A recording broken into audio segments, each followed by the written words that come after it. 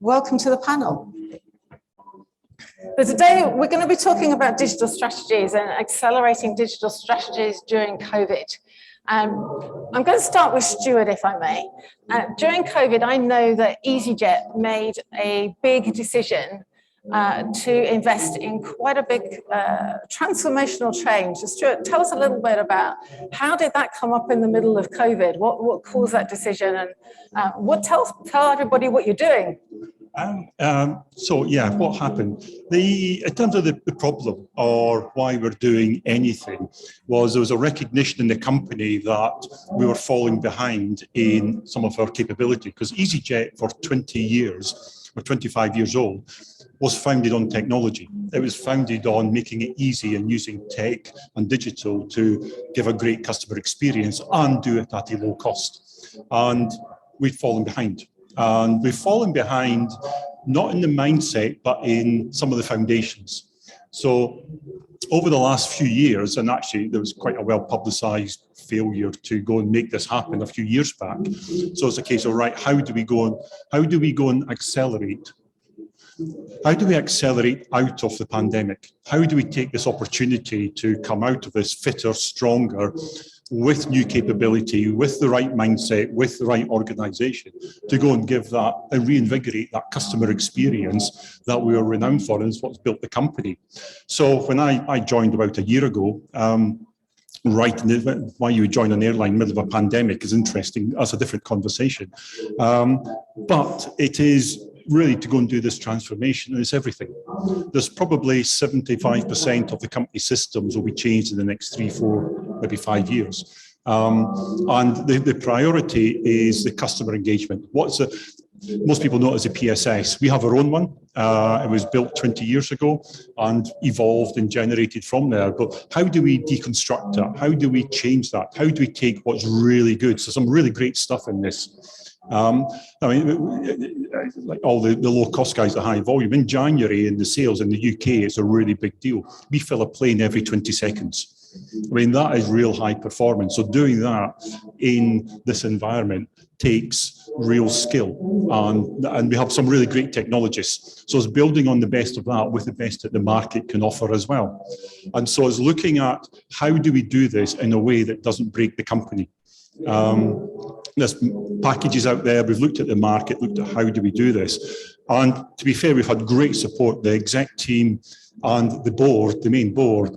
It was one of my priorities. As I was being interviewed and coming into the job, it was very clear my priority was to get this sorted. So it's been really sitting there bothering the company for a number of years. This is a problem. How do we fix it? So now it's we've got the support, we have the plans, we have the architecture, we're building the team as we speak, and there's a bunch of RFPs about to hit the market for a number of elements of this in the next couple of weeks. So we're really now accelerating into it, and a really rapid deployment of some of the core capabilities. Interesting. And I understand that one of the big components of that journey is a move to the cloud. Yeah, I mean, in terms of our compute capacity today, we're probably about 2/3 in the cloud already. So the discussion on do you go to the cloud or not, that's 5 years out of date. Everybody's in the cloud. Everyone in this room is already in the cloud. It's how do you use it? And one of the hesitancies we've had is because of that performant nature and the high speed side of the booking, can the cloud really provide resilience, the availability to make sure, I can't afford it. 4 nines is kind of the most that Azure, AWS, these guys will offer you these days. That's still 20 minutes. I can't afford 20 minutes. I've just lost how many 100 plane loads of passengers. I can't afford that. So how do you step back and architect your technologies, your capabilities in a different way to really take advantage of the cloud services and the cloud costs and flexible performance and flexible horsepower, for want of a better word, but it also give you the resilience and the availability and the integrity that we need as airlines. You can't have 20-minute outage when you're dealing with 100 million passengers. It's just not good enough. So I think there is a different mindset, a different way of architecting, different way of designing, and different way of thinking about your business when you go for that full all-in, everything in the cloud. It's a different way of looking at it, but it is the only way to work. There is no future in data centers. Very much so. So I'm smiling because in all my times at all the different airlines I've worked at, I used to think of Amadeus as the cloud. And now, Christophe, Amadeus themselves, Erding was a second home for me at times. Amadeus themselves are moving to the cloud. And as Stuart said, it's not about the cloud provider, it's about building on that and leveraging it and using the tools. Tell us about Amadeus's journey and how you're doing that. Okay, so you're absolutely right. I mean, we are also moving to the cloud, and I agree with the previous comment. To me, that's something that is, I would say, let's say, I would tend to say a pretty obvious journey. You know, something that is natural. I mean, I can give the motivation. And motivation are okay. The elasticity. You know, the ability to ramp up and down your resources. You know, you want to have a promotional campaign. You want to double your capacity, and you want to do it only for 2 days. Okay, in a classical data center, you can't do that. The redundancy, you know, having several instances of your application running in different locations, being able to fail over from one to the other. And previously, I mean, we were talking about availability of the system, and availability of the system, it's true, cannot be only obtained by basically the infrastructure. It has to be, there should be some setup at application level, and you need to have redundant. You need to have redundancy. You need to have two applications synchronized and real time and working at the same time. Other motivation was localization. More and more you see some countries for which basically the rules, the legislation says that if you want to process citizenship of citizen of this country, you need to operate within the country. So a lot of reason. Two last ones that I want to talk about, which are, let's say, slightly less mentioned. First one is sustainability.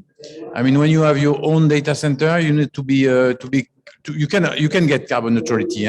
You can offset, obviously, but public cloud provider and the three of them as the one that everybody knows, they do it better than us. They have, I mean, they're investing a lot of money in carbon neutrality. So that's something also that you have to look at.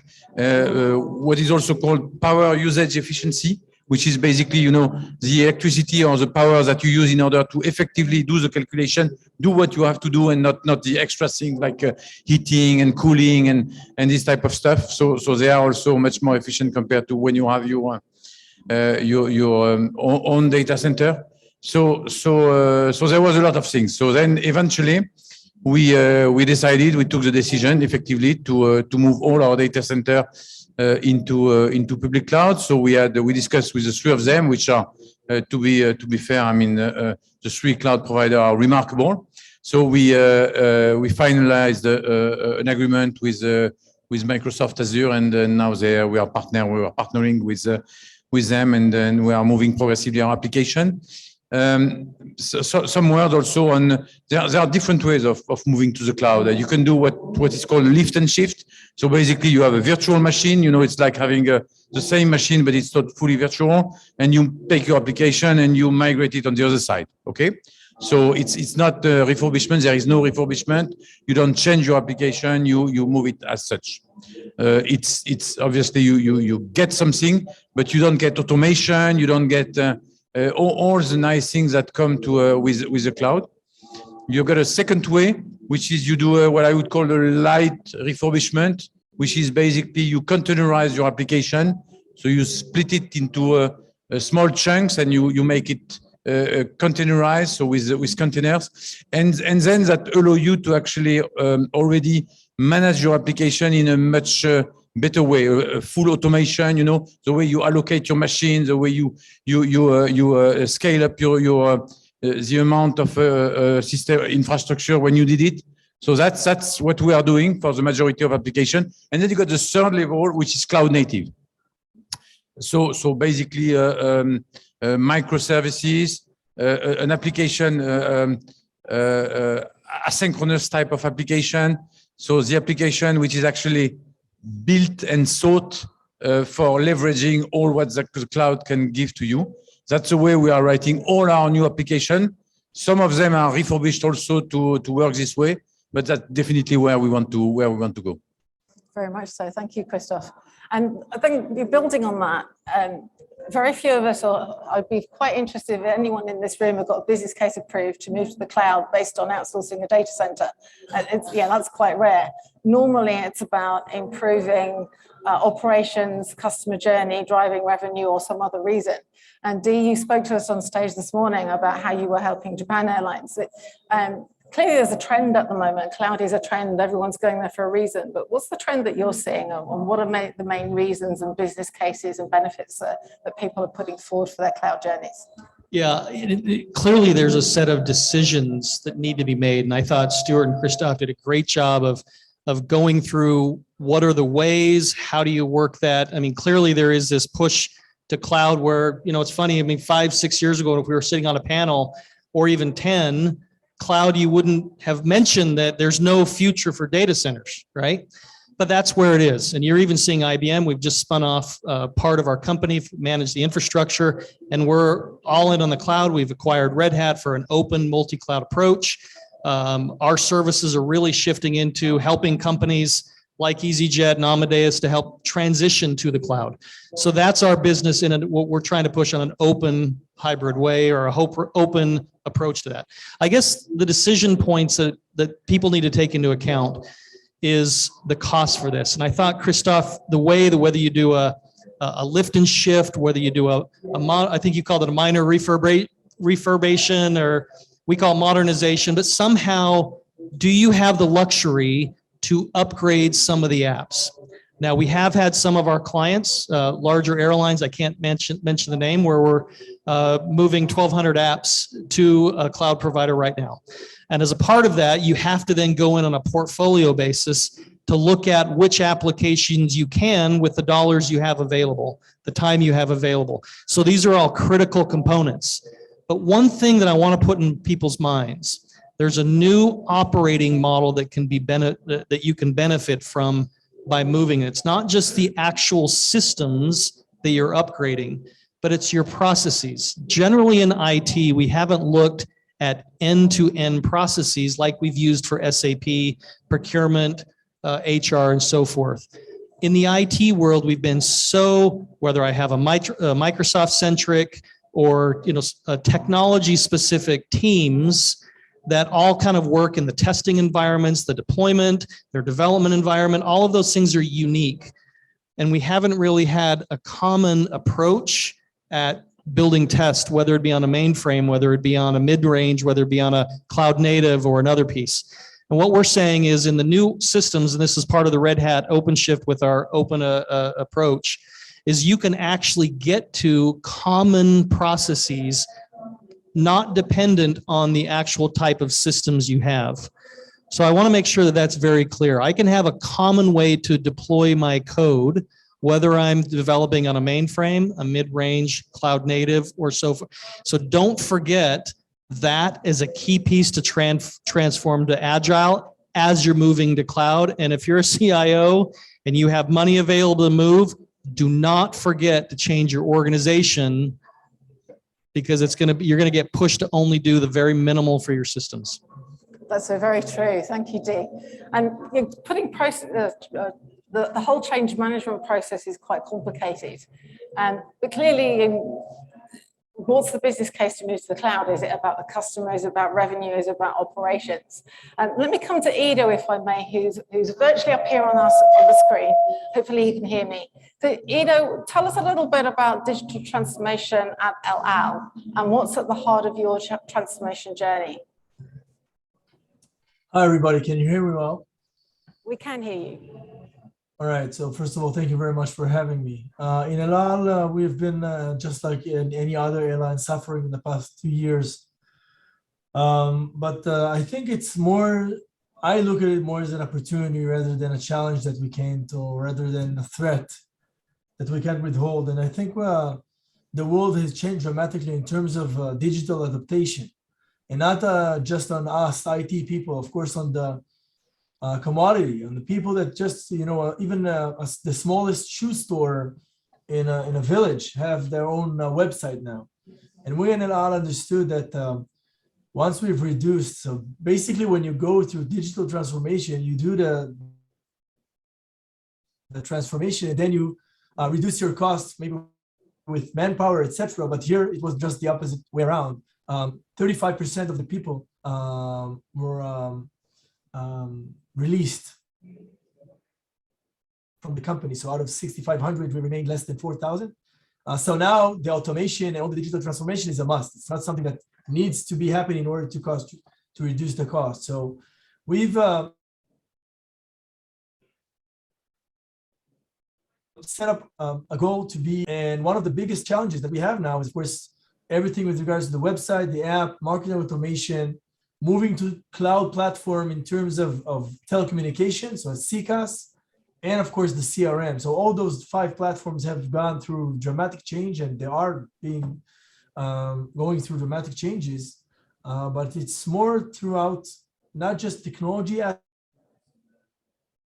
of it, but the way we want to act with our customers. Just as a simple example, if previously we had 500 people in our call centers answering calls, the only capability that we had on our website was to sell tickets, because if someone bought a ticket on a website and you wanted to change something or do something, and say, all right, no problem, give a call, call the call centers. We have enough representatives to answer whatever you need. And this was the approach. And I'm not saying that it's the wrong approach. I'm just saying it was the approach. And when I received the IT division here coming from data analytics, we understood, self-service is something that's already out there. We're not going to be the first one in the world to do so. So let's do it right. We have a very, very limited time in order to be able to do it right. And how do you make it right? And this is where I came from originally. So big data platforms and analytical capabilities. Everything that we make, all the shift that we're making now is very, very measurable. So one of the biggest changes in our approach is to take those insights and those measurements and implement them back and embed them back into operational systems. So for example, if we have algorithms that runs and shows us on certain phenomena that are about to happen, they're implemented back to our operational systems, such as the CRM or the marketing automation. And it kind of closes the loop of the prescriptive layer as far as analytics. So I think we are going through dramatic change. All the world is going through dramatic change, and we're trying to elaborate everything, to leverage everything that we can in order to mix those two, the advanced data analytics capabilities that we have, and embed it back to the operational systems. Thank you. I completely agree with a lot of what you said there. If we think about our journey through the pandemic, we're all trying to do more with less, with fewer resources, with less money. And we're all we've all been down a very rapid digital journey, whether it's just sitting on Zoom all day or other different digitization strategies. So let me come to Jamal, if I can, at Gulfair. Jamal, I'm very aware that you've been looking at digital initiatives, particularly in the technology and maintenance area. Can you tell us a little bit about some of the exciting things that you've been doing recently with digitization? Thank you so much.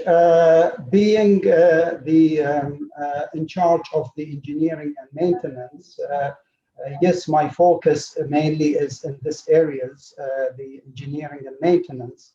However, I am also playing the role of the being in charge of the business continuity management in the organization, and therefore the digital transformation, I think, is not only about transforming companies in a means of efficiency and cost saving, but security and protecting the business of the company in holistic manner is highly critical.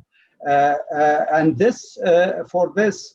The digital transformation, specifically in the subject of cloud migration, plays an important element of our strategic steps, that because this does not only eliminate the possibility and potential risks within the company, but also provides a means of a flow of data in case of unexpected disasters within the company.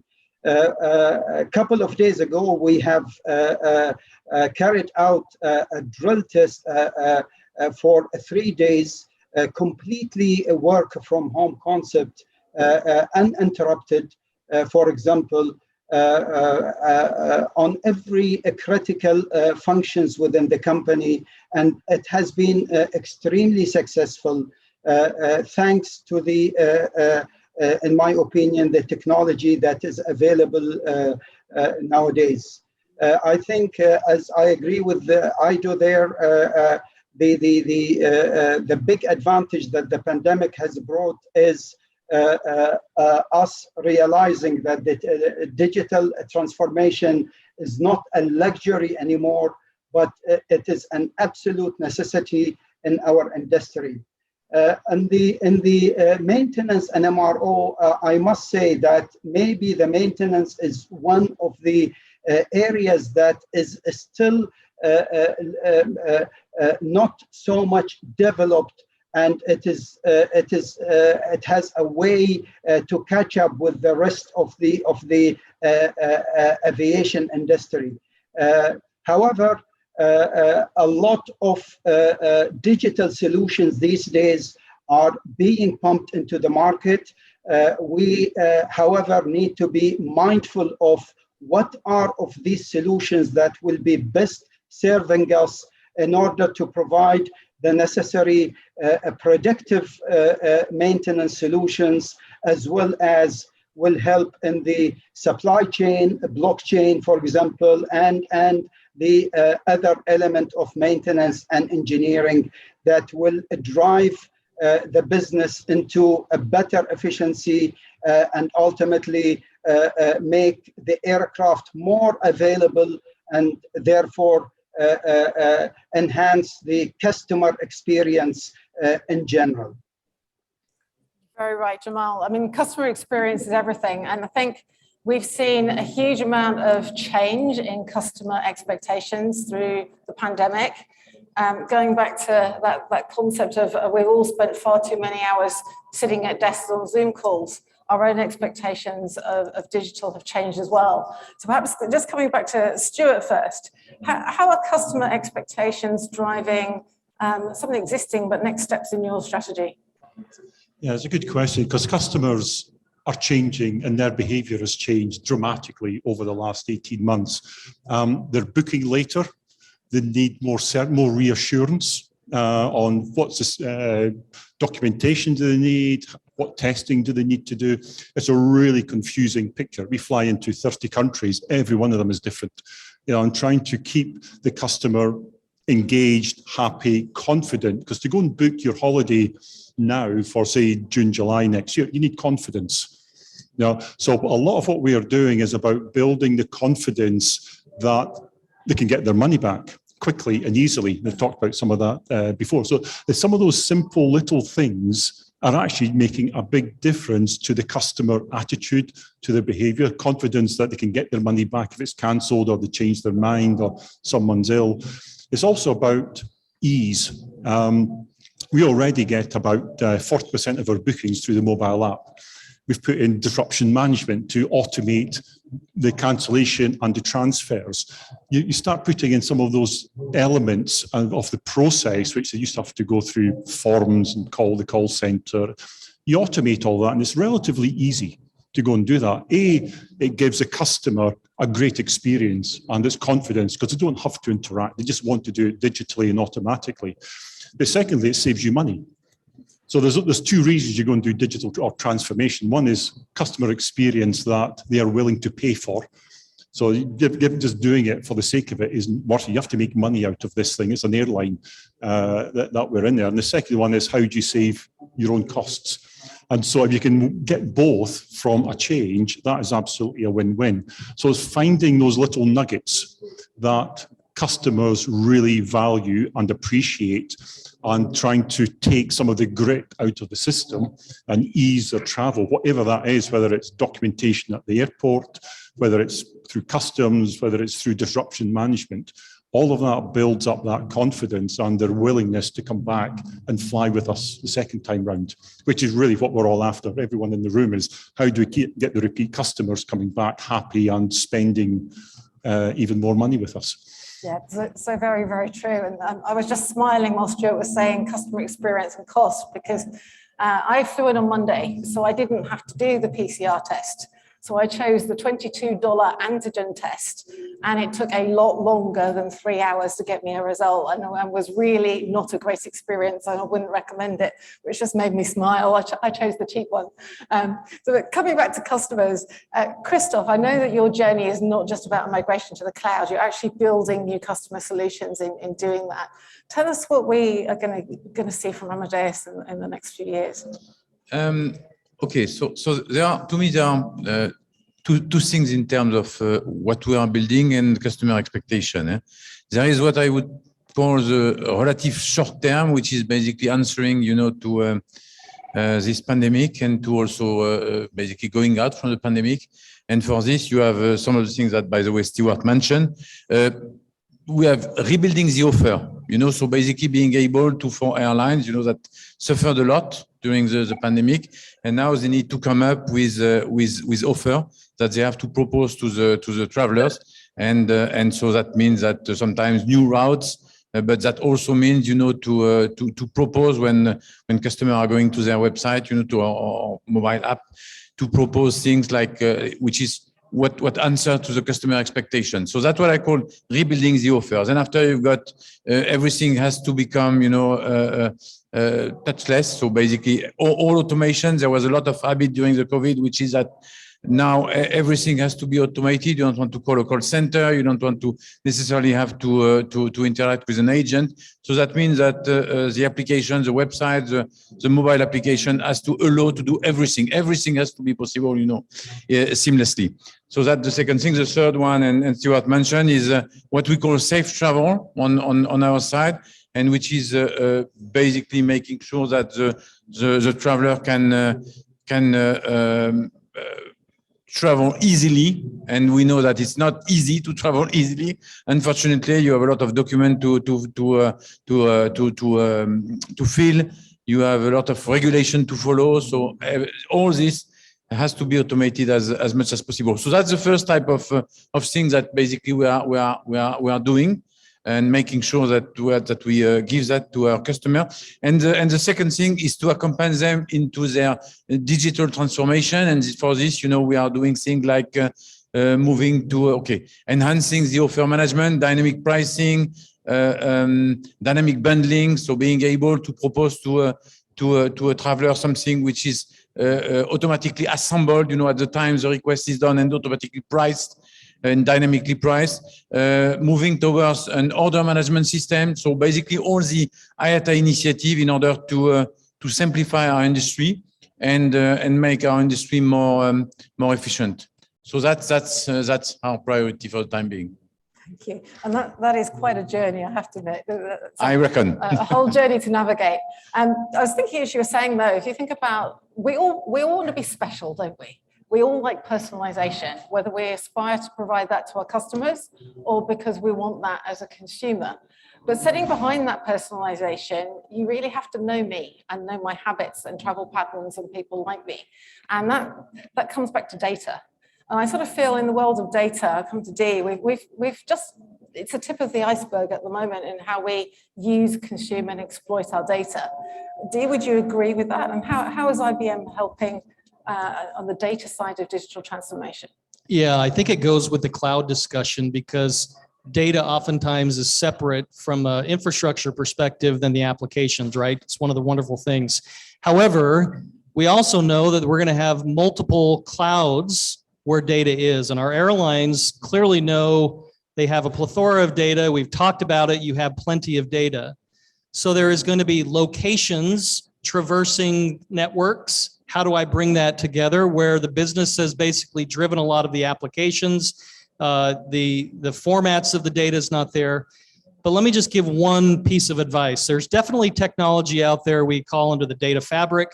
I hope that you've taken a look at the data fabric approach. Gartner's done some pretty good research about this.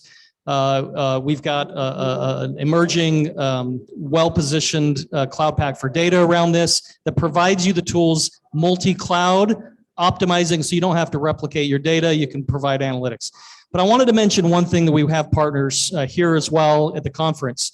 When you're going through a transformation with applications and data is your focus, don't forget to go back to your customer journey and your experience to understand where you can add additional value by data, because the Googles of the world, they're continuing to find additional data areas that they can learn more about the customers for personalization. An example, I know we've got Quantometric here, where they have done a fantastic job with a number of airlines to be able to get into a suite where I can do a quick survey and add additional angles to the personalization process. And what I would encourage you that it's a transformation of data and the process. It's not just moving your data of where to do it. So I just really make sure that CIOs and chief data officers also make sure they transform that aspect as well. I couldn't agree more. Unfortunately, I've just realized the clock and we're a little out of time for, why don't we just take one question from the audience? Has anyone got a question that they would like to put to anyone on the panel?